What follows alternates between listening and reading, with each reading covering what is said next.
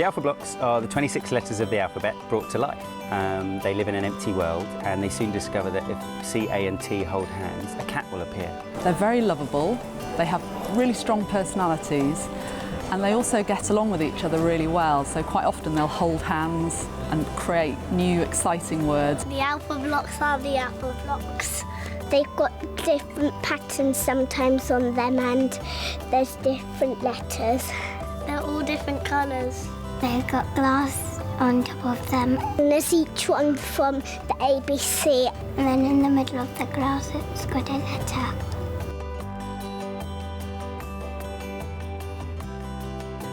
I've always been interested in how to bring learning to life for kids.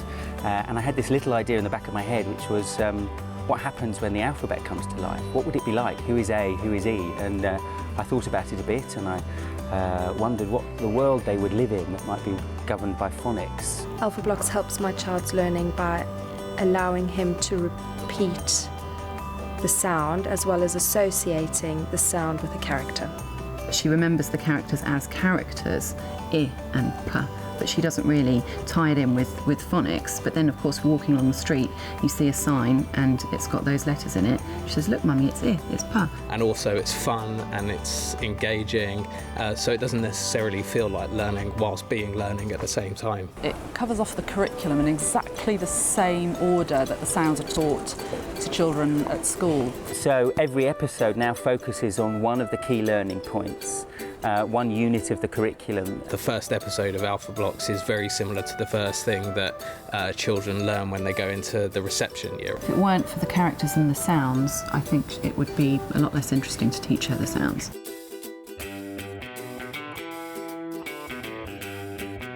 Phonics teaching is really simple. Each letter in the alphabet has its very own particular sound.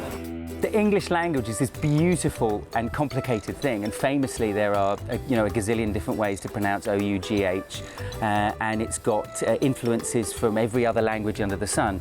And so phonics is this brilliant simplification. It's like when you go to school and they say atoms hold hands. And of course they don't, but for about 3 years it really helps you work out atoms and molecules. F-I-F, and that spells easy. I. No, it's I. Yeah, it is I. No, it isn't. Yes, it is.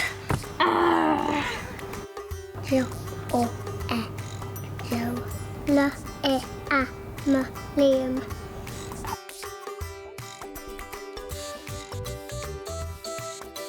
I think that what we've tried to achieve with the magazine is to make it surprising, exciting, fun, engaging. We've tried to make phonics as accessible as possible. It takes everything we've done on the show and it brings it back to the page, which of course is where you want kids to end up, because we want kids to fall in love with letters and sounds and words and reading. The Alphablocks magazine has loads of different activities, so it's quite a nice way to sit down with your kid, spend a bit of quiet time. She can colour, she enjoys the stickers, and I think it really ties in the characters that she's seen on TV. It's also giving children the chance to engage with phonics in lots and lots of different ways. We've got stories where they can sound out words and blend sounds together to make a word. I liked that there was all the alphabet names and there were stickers in it. Everything. When I started drawing my own alphablock. The other thing is they're really big on physical activities, so that it comes straight off the page, and you get kids running around, pretending to be X. X. Or being T and pouring a cup of tea and going t-t-t-t-t. Yay! Oh, and another one is when P jumps out and goes and pops and goes p-p-p. My favourite Alphablock is R, because my name is Ryan. I think I like the little old man, zzz, as he falls asleep, a bit like me. I like A for Amy. The G, the Alphablock G, because I like the way he looks, actually. Alphablocks! Alphablocks! Alphablocks! Alphablocks! Alphablocks!